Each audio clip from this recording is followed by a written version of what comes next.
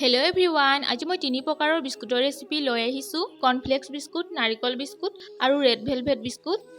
ইয়াতে মই 200 গ্ৰাম বাটাৰ লৈছোঁ। বাটাৰখিনি বাটি এটাত উলিয়াই লম।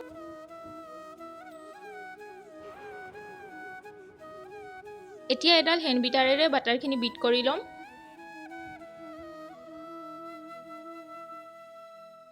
বাটাৰখিনি বিট কৰি ললোঁ।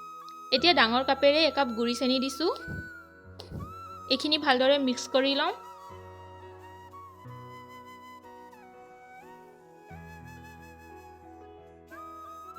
এয়া চাওকচোন, এইখিনি ক্ৰীমৰ নিচিনা হৈ গৈছে।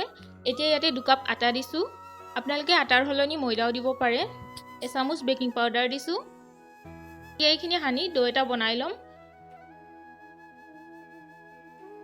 বেছি জোৰেৰে সানিব নালাগে। বস্তুখিনি ভালদৰে মিক্স কৰি ডো এটা বনাই ল'লেই হ'ল। এতিয়া মই ইয়াতে 3 চামুচ গাখীৰ দি দিছোঁ।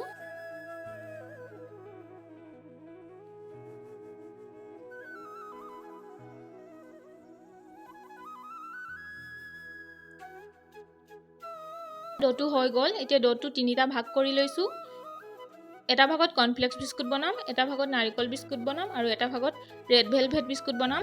এতিয়া মই কৰ্ণফ্লেক্স গুড়ি কৰি লৈছোঁ। 2 চামুচ কৰ্ণফ্লেক্স দি দিলোঁ। এইখিনি আকৌ সানি ল'ম।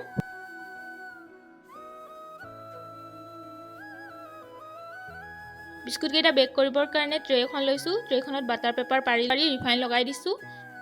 এতিয়া মই বিস্কুট কেইটা বনাই ল'ম।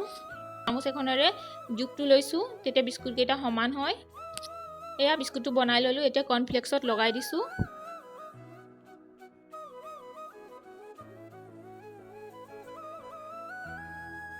বিস্কুট কেইটা থওঁতে ফাক ফাককৈ থ'ব, নহ'লে ফুলাৰ পিছত লাগি যাব।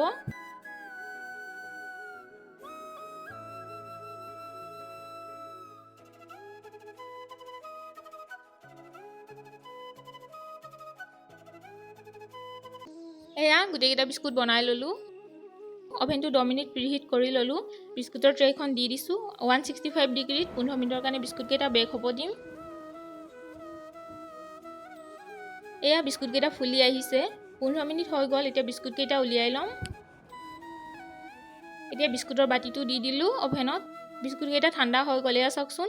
আপোনালোকে এনেদৰে ঘৰতে বনাই খাব পাৰে। দোকানৰ পৰা কিনি অনা বিস্কুটৰ নিচিনাই টেষ্টি হয়।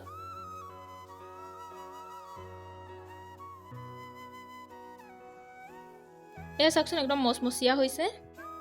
বাকী দুটা বিস্কুটৰ ৰেচিপি নেক্সট ভিডিঅ'ত দিম, গতিকে চেনেলটো ছাবস্ক্ৰাইব কৰি দিব আৰু আজিৰ ভিডিঅ'টো ভাল পালে লাইক এটা কৰি দিব। ধন্যবাদ।